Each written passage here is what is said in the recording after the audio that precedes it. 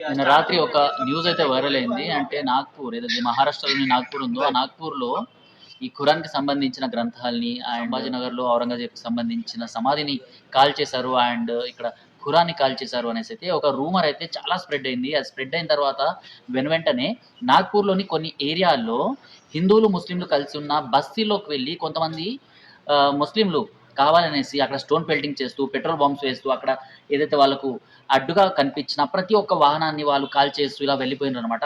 రాత్రంతా ఇదంతా జరుగుతూనే ఉంది. అయితే దీని వెనకాల మొత్తం రూమర్సే ఉన్నాయి. నాగ్పూర్‌లో అలాంటిదేం జరగలేదు. ఎక్కడ ఖురాన్‌ని కాల్చలేదు. అండ్ సంభాజీ నగర్‌లో కూడా ఔరంగజేబ్‌కి సంబంధించిన ఏదైతే సమాధి ఉందో, ఆ సమాధిని కూడా కూల్చలేదు అనేసైతే పోలీసులు ధృవీకరించేసిండ్రు. అయితే నైట్ పూట ఎవరైతే ఈ స్టోన్ పెల్టింగ్ అండ్ ఇదంతా చేసిండ్రో వాళ్ళందరినీ పోలీసులు పట్టుకోవడం జరిగింది. అయితే ఇదంతా మహారాష్ట్రలో జరుగుతూనే ఉంది. ఎప్పటినుంచి మొదలైంది అంటే ఔరంగజేబ్‌కి సంబంధించిన ఔరంగాబాద్ పేరు ఎప్పుడైతే మార్చేసిండ్రో దాని తర్వాత సంభాజీ నగర్ అనేసి ఎప్పుడైతే పెట్టడం జరిగిందో ఆ తర్వాత శాంభాజీ మహారాజ్ గురించి హిస్టరీ అన్నది బయటకొస్తూనే ఉంది.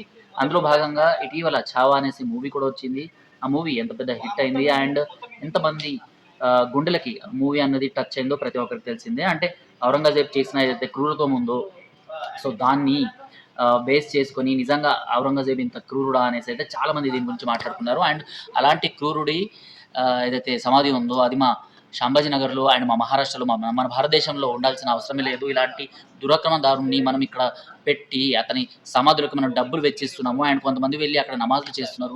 ఇదంతా ఉండకూడదు అనేసి అయితే వీళ్ళు చాలా మంది సోషల్ మీడియాలో మాట్లాడుకుంటున్నారు. అందులో భాగంగానే అదే దర్గా ఏదైతే దాన్ని దర్గాగా ఏదైతే చేసేసారో ఔరంగజేబ్‌కి సంబంధించిన సమాధిని, సో ఆ సమాధిని కూల్చేస్తామనేసి బజరంగ్ దళ్, వీహెచ్‌పీకి సంబంధించిన సంస్థలైతే పిలుపునిచ్చాయి. అండ్ మహారాష్ట్రకు సంబంధించిన ఎవరైతే ముఖ్యమంత్రి ఉన్నారో ఫడ్నవీస్ గారు, సో ఆయన కూడా ఇలాంటి దర్గాలు అండ్ ఇలాంటి ఏవైతే సమాధులు ఉన్నాయో ఇవి ఉండకూడదు. అండ్ ఈయన దూరాక్రమణదారుడు, ఇలాంటి దురాక్రమణదారులకు సంబంధించిన ఎలాంటి చిహ్నాలు కూడా ఇక్కడ మహారాష్ట్రలో ఉండాల్సిన అవసరం లేదనేసి చెప్పుకొని వచ్చిండు. అయితే ఢిల్లీలో మనం చూసుకున్నట్టయితే ఢిల్లీలో కూడా వక్ఫ్‌కి సంబంధించిన ప్రొటెస్టులు ఇవన్నీ జరుగుతున్నాయి. అదే టైంలో ఇక్కడ భారతదేశంలోని అదే టైంలో మన మహారాష్ట్రలో సో ఈ గొడవలు ఏవైతే జరిగినాయో దానికి దీనికి కూడా ఇంటర్‌లింక్ ఉండి ఉండొచ్చు. అంటే ఏదైతే చిన్నగా హింట్ ఇవ్వాలి అనేసి అనుకున్నారో అదైతే మొదలైంది అనేసి అయితే చాలా మంది సోషల్ మీడియాలో దీని గురించి మాట్లాడుకుంటున్నారు. అండ్ ఇంకొక విషయం ఏందంటే ఏదైతే అక్కడ అల్లర్లు జరుగుతున్నాయి కదా! ఇది కావాలనేసి ఒక పథకం ప్రకారం చేసిందనేసి అయితే ఆ స్థానికులు చెప్పుకొస్తున్నారు. ఎందుకంటే